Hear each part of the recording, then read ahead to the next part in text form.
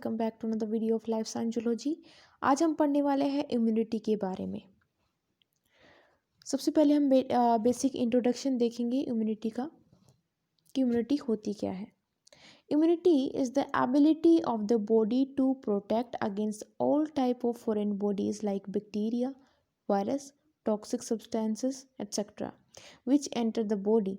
यानी कि इम्यूनिटी की यहाँ अगर हम बात करें तो इम्यूनिटी क्या होती है, हमारी बॉडी की वो क्षमता जिससे हम अपने आप को प्रोटेक्ट करते हैं। प्रोटेक्ट करने का क्या मतलब है कि जो फॉरेन बॉडीज़ होती हैं जैसे कि bacteria, virus, toxic substances, fungi, कोई भी तरीके का पैरासाइट, तो इनसे हम अपनी बॉडी को जो बचाव रखते हैं इसी को हम जो है इम्यूनिटी बोलते हैं। ठीक है, हमारी बॉडी की वो क्षमता जिससे हम अपने आप को प्रोटेक्ट करते हैं उसे हम बोलते हैं immunity. It protect us from diseases, it is also called disease resistance. तो रेजिस्टेंट का आप मतलब समझते हो, तो अलग अलग तरीके की बीमारियों से ये हमें प्रोटेक्ट करके रखती है। Lack of immunity is known as susceptibility. Immunity is done by immune system which is a complex network of lymphoid organs such as bone marrow, thymus, spleen, etc. ठीक है, तो ये एक बेसिक इंट्रोडक्शन था ये पता लगाने के लिए कि इम्यूनिटी एक्चुअली में होती क्या है। ठीक है, ओवरऑल हमने क्या देखा है कि हमारी बॉडी की वो कैपेबिलिटी, वो क्षमता जिससे हमारी बॉडी जो है अपने आप को बचाती है वह अलग अलग तरीके के इन्फेक्शन से, ठीक है, अलग अलग तरीके की बीमारियों से, कोई बैक्टीरिया, कोई वायरस या फिर टॉक्सिक सब्सटेंसेस से। ठीक है, इसी को हम बोलते हैं इम्यूनिटी।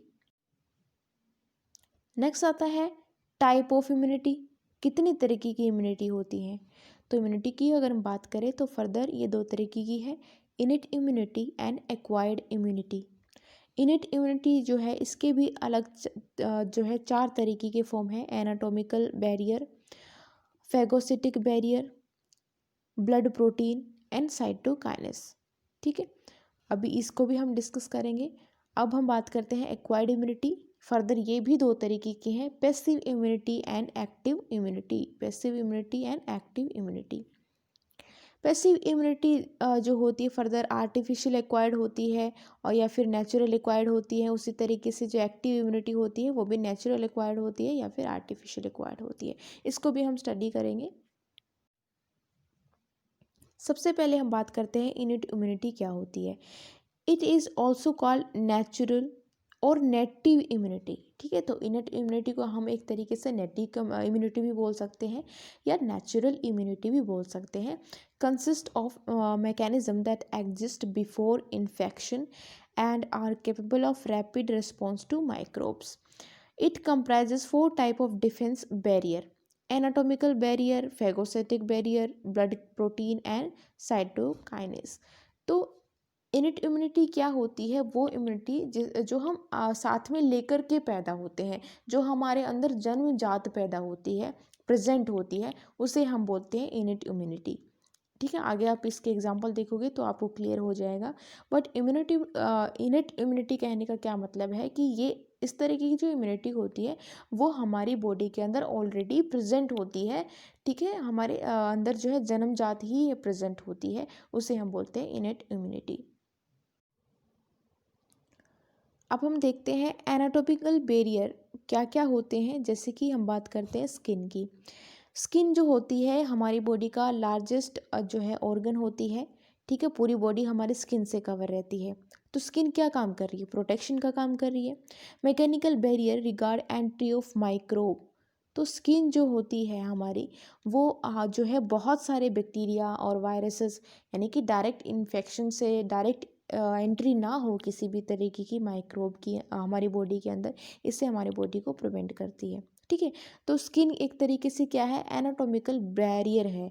तो ये आता है इनेट इम्यूनिटी के अंदर। ठीक है, क्योंकि इसको हम साथ में लेकर के पैदा हुए हैं, हमारे अंदर ये ऑलरेडी प्रेजेंट होती है। ठीक है, अब हम बात करते हैं स्टमक की। हमारे स्टमक के अंदर जो है बहुत ही यानी कि एसिडिक पीएच प्रेजेंट है। ठीक है, एसिडिक एनवायरनमेंट प्रेजेंट है, तो वो भी एक तरीके से हमें प्रिवेंट करता है कि हमारे अंदर किसी भी तरीके का अगर बैक्टीरिया बाई चांस एंटर भी कर गया हो तो वो ज़्यादा टाइम तक सर्वाइव ना कर पाए। तो एसिडिक मीडियम जो होता है माइक्रोब को किल कर देता है। ठीक है। नेक्स्ट बात करते हैं म्यूकस मेम्ब्रेन की। Mucus interrupt foreign micro organism. वैसे तो हमारी पूरी बॉडी किससे कवर रहती है? स्किन से, लेकिन कहीं ओपनिंग की अगर हम बात करें तो वहाँ पर भी आप देखोगे कि म्यूकस प्रेजेंट होता है, ठीक है। जैसे कि हमारे ईयर के अंदर वैक्स प्रेजेंट होता है, हमारी जो आइज़ होती हैं यहाँ पे भी जो है हमारी आँखों के अंदर भी जैसे टीयर होते हैं, नोज़ में, तो माउथ के अंदर सलाइवा होता है। तो यहाँ पे एक तरीके से क्या है, यही चीज़ें हमारी बॉडी को क्या करती है? प्रिवेंट करती हैं, ताकि यहाँ से भी किसी भी तरीके का कोई फॉरेन जो है पार्टिकल जो है एंटर ना कर पाए, ठीक है। और नेक्स्ट बात करते हैं फिजियोलॉजिकल बैरियर। फिजियोलॉजिकल बैरियर क्या है? यानी कि टेम्परेचर की अगर हम बात करें, body temperature and fever response inhibit growth of some pathogens. तो कभी आपने देखा होगा कि आपको फीवर हो जाती है, तो वो फीवर क्यों होती है? फीवर इसलिए होती है क्योंकि इन केस आपके अंदर कोई तरीके का जो है माइक्रोब एंटर कर चुका है, ठीक है। वो आपकी बॉडी को नुकसान पहुंचा सकता है, तो बॉडी अपना टेम्परेचर जो है इंक्रीज़ कर लेती है, ठीक है। बॉडी टेम्परेचर इंक्रीज़ कर लेती है, जिसकी वजह से हमारी बॉडी में क्या होता है? मेटाबॉलिक एक्टिविटी भी उनका रेट बढ़ जाता है, ठीक है। तो इसकी वजह से क्या होता है? वो माइक्रोब ज़्यादा टाइम तक सर्वाइव नहीं कर पाएगा, उसके लिए इन्वायरमेंट फेवरेबल नहीं है, क्योंकि हमारे नॉर्मल टेम्परेचर पे ही जो है हमारे ऊपर वायरसेस या बैक्टीरिया ज़्यादातर एक्ट करते हैं। तो टेम्परेचर हमारा बॉडी बढ़ा लेती है, ठीक है। तो जिसकी वजह से हमारे अंदर बैक्टीरिया वायरस जो होते हैं अंदर सर्वाइव नहीं कर पाते, क्योंकि बॉडी अपना टेम्परेचर बढ़ा चुकी है, वो अंदर ख़त्म हो जाते हैं, ठीक है। तो ये भी एक तरीके का क्या है? फिजियोलॉजिकल बैरियर है, या हम बोल सकते हैं इनेट इम्यूनिटी है, ठीक है, जो कि हमारे अंदर ऑलरेडी प्रेजेंट है, कि जब भी कोई भी फॉरेन एंटीजन फॉरेन माइक्रोब जो है हमारी बॉडी के अंदर जो है एंटर कर जाएगा, तो इस तरीके के मैकेनिज्म हमारी बॉडी फॉलो करती है। अब हम बात करते हैं low pH. Acidic pH of stomach, जो हमारा पीएच होता है स्टमक के अंदर, वो 2 होता है, बहुत ज़्यादा एसिडिक है, तो kills most ingested micro organism. तो जिसकी वजह से क्या होता है कि माइक्रोब जो भी अंदर रह जाते हैं या अंदर चले जाते हैं खाने के साथ में, तो वह वहाँ पे किल हो जाते हैं। अब हम बात करते हैं फैगोसाइटिक बैरियर। फैगोसाइटिक बैरियर यानी कि neutrophil macrophage ingest they destroy microbe by endocytosis and phagocytosis. Endocytosis phagocytosis ये वो प्रोसेस है जिसमें क्या होता है कि जो माइक्रोब जो होते हैं उनको engulf कर लिया जाता है। Inflammatory barrier, leakage of vascular fluid containing serum protein and antibacterial activity. तो इन्फ्लेमेटरी बैरियर यानी कि कहीं पर भी आपको रेडनेस हो जाती है या इन्फ्लेमेशन सूजन आ जाती है, ठीक है, तो वो भी एक तरीके का इंडिकेशन है कि बॉडी के अंदर कहीं कुछ जो है फॉरेन माइक्रोब जो है अंदर एंटर कर गया है। तो वो इन्फ्लेमेशन जो होती है, वो रेडनेस जो होती है, आप वहाँ पे टच भी करते हो तो आपको वहाँ का टेम्परेचर थोड़ा हाई फील होता है, गर्म फील होता है। तो ये एक्टिविटी होती हैं फॉरेन एंटीजन, जो भी आपको अंदर से कुछ भी बाहर से कुछ भी एंटीजन आपकी बॉडी में एंटर कर गया है, तो उसको ख़त्म करने के लिए एक्टिविटी होती हैं। जैसे आपको फीवर हो जाती है, इन्फ्लेमेशन हो जाती है, ये सब चीज़ें उसी के लिए रिस्पॉन्सिबल हैं। अगला आता है एक्वायर्ड इम्यूनिटी। एक्वायर्ड इम्यूनिटी से हम क्या समझते हैं? एक्वायर्ड और एडेप्टिव इम्यूनिटी। एक्वायर्ड इम्यूनिटी को आप एडेप्टिव इम्यूनिटी भी बोल सकते हो। Is the immunity that is developed by the host in its body after exposure to suitable antigen और आफ्टर ट्रांसफर ऑफ एंटीबॉडीज़ और lymphocyte from an immune donor. तो acquired immunity जो होती है उसे हम साथ में लेकर के पैदा नहीं होते हैं, ये हम जो है एक्वायर करते हैं। जैसे जैसे हम पैथोजन के एक्सपोजर में आते चले जाएंगे, कांटेक्ट में आते चले जाएंगे, वैसे वैसे हमारे अंदर जो है एक्वायर्ड इम्यूनिटी बनती चली जाएगी। आप नाम से समझ सकते हो एक्वायर्ड इम्यूनिटी या फिर एडेप्टिव इम्यूनिटी। हम इसको अडेप्ट करते हैं इन्वायरमेंट में, ठीक है। जैसे कि हमें कोई भी वायरस हमें इन्फेक्ट कर देता है, तो हमारे अंदर जो है उसके खिलाफ एंटीबॉडी बन जाती है। तो उस एंटीबॉडी के साथ हम पैदा नहीं हुए थे, लेकिन जैसे ही हम उस पर्टिकुलर वायरस के कांटेक्ट में आए, हमारे अंदर उसके खिलाफ एंटीबॉडी बन चुकी है, ठीक है। तो इस तरीके से होती है एक्वायर्ड इम्यूनिटी।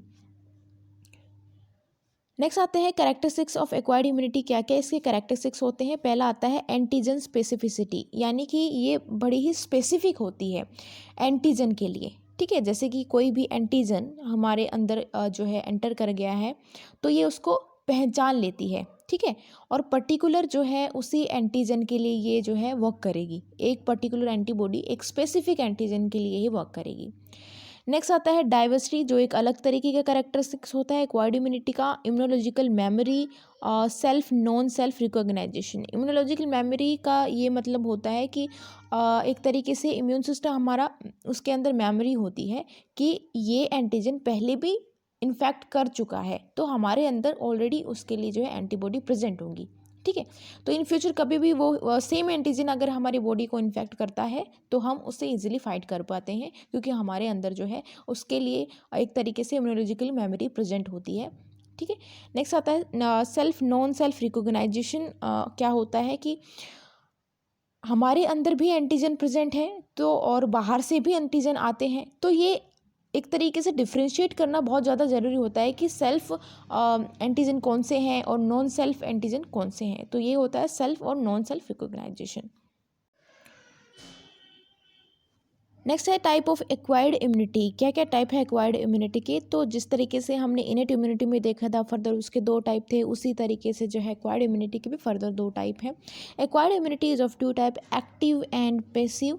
ठीक है, एक्टिव और पैसिव होती है एक्वायर्ड इम्यूनिटी। पहले बात करते हैं active immunity. It induced by natural exposure to the pathogen और बाय वैक्सीनेशन। ठीक है, तो नेचुरल एक्सपोजर का क्या मतलब है कि अगर हम किसी पर्टिकुलर बैक्टीरिया के या किसी भी पर्टिकुलर वायरस के या हम बोले पैथोजन के कांटेक्ट में आते हैं तो उससे क्या होता है हमारी बॉडी के अंदर जो है उसके खिलाफ एंटीबॉडी बननी शुरू हो जाती है। ठीक है, यानी कि कब हुआ ये, जब हम नेचुरल एक्सपोजर कर जाते हैं उस पर्टिकुलर एंटीजन से। ठीक है, तो तब हमारे अंदर जो है उसके खिलाफ एंटीबॉडी बननी शुरू हो जाती है। तो हमारे अंदर ये इनबिल्ड नहीं थी, हम इसको साथ में लेके पैदा नहीं हुए थे, लेकिन क्या हुआ जैसे ही हम नेचर में आए हम जो है उनके एक्सपोजर में आते चले गए। ठीक है, और हमारे अंदर जो है उनके खिलाफ एंटीबॉडी बनती चली गई टू ए पैथोजन और बाय वैक्सीनेशन। तो वैक्सीनेशन जो है वो बच्चों को दी जाती है, जैसे कि बच्चे जो होते हैं 5 साल तक उनको अलग अलग टाइम पीरियड पे अलग अलग तरीके की वैक्सीनेशन दी जाती हैं। It can be categorize into further 2 types, naturally acquired और आर्टिफिशियली एक्वायर्ड। ठीक है, फर्दर जो एक्टिव इम्यूनिटी है एक्वायर्ड एक्टिव इम्यूनिटी वो भी फर्दर 2 टाइप की है, नेचुरल एक्वायर्ड और artificially acquired active immunity. Next आता है passive immunity. Passive immunity is achieve by transfer of immune product. Transfer of immune product यानी कि एंटीबॉडी या फिर synthesized T cells from an immune individual to non immune individual. तो यहाँ पे क्या हो रहा है, यहाँ पे डायरेक्टली इम्यून प्रोडक्ट को जो है ट्रांसफ़र किया जा रहा है। ठीक है, जैसे कि एंटीबॉडी या फिर सिंथेटाइज्ड टी सेल्स को यहाँ पे ट्रांसफ़र किया जा रहा है, जहाँ पे एक इम्यून पर्सन से नॉन इम्यून पर्सन के अंदर। फर्दर ये भी 2 टाइप की होती है, नेचुरली एक्वायर्ड और आर्टिफिशियली एक्वायर्ड।